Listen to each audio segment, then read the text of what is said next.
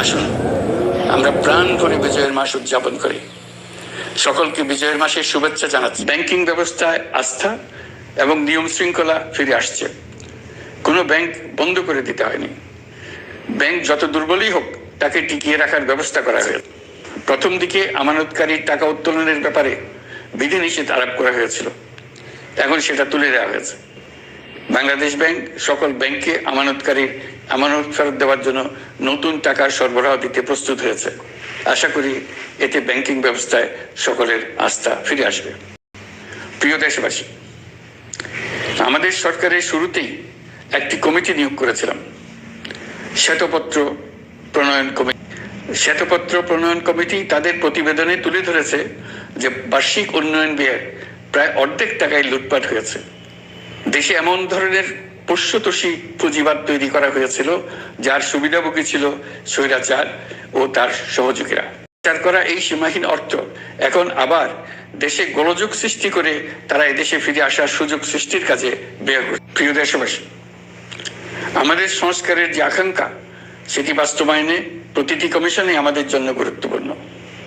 তবে নির্বাচন ব্যবস্থা সংস্কার ও সংবিধান সংস্কার কমিশনের কথা আমি একটু আলাদাভাবে বলতে চাই, কেননা এই দুটি কমিশনের সুপারিশের উপর প্রধানত নির্ভর করছে আমাদের আগামী নির্বাচন প্রস্তুতি ও তারিখ।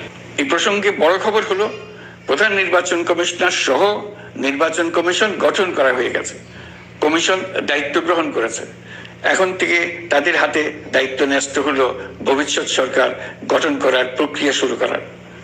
তারা তাদের প্রস্তুতির কাজ শুরু করেছেন। তাদের হাতে অনেক কাজ।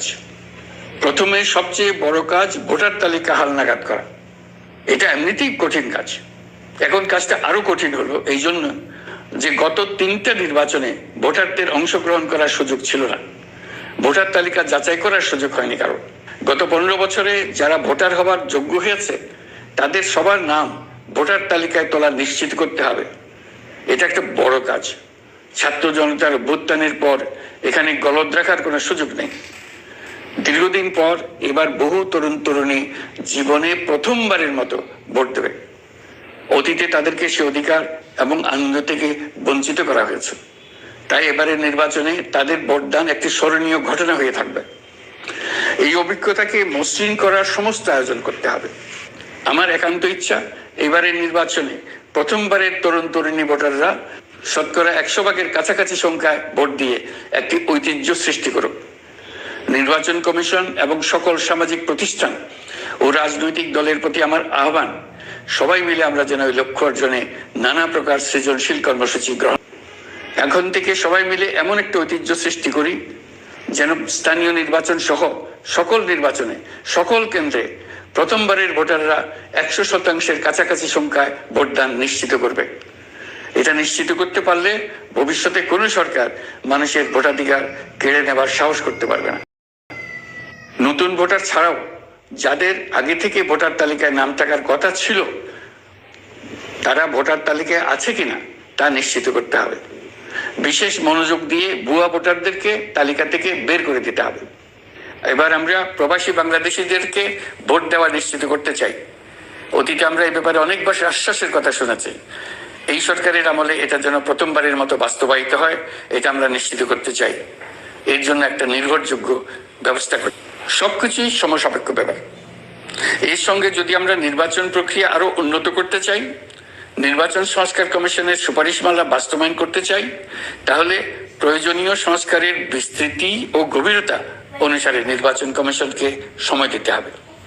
আমি সকল প্রধান সংস্কারগুলো সম্পন্ন করে নির্বাচন আয়োজন করার ব্যাপারে বরাবর আপনাদের কাছে আবেদন জানিয়ে এসেছি। তবে রাজনৈতিক ঐকমত্যের কারণে আমাদেরকে যদি অল্প কিছু সংস্কার করে ভোটার তালিকা নির্ভুলভাবে তৈরি করার ভিত্তিতে নির্বাচন সম্পন্ন করতে হয়, তাহলে 2025 সালের শেষের দিকে নির্বাচন অনুষ্ঠান হয়তো সম্ভব হবে।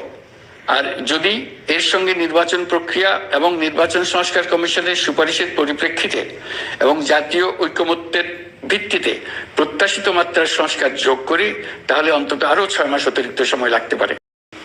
মোটা দাগে বলা যায় 2025 সালের শেষ দিক থেকে 2026 সালের প্রথমার্ধের মধ্যে নির্বাচনের সময় নির্ধারণ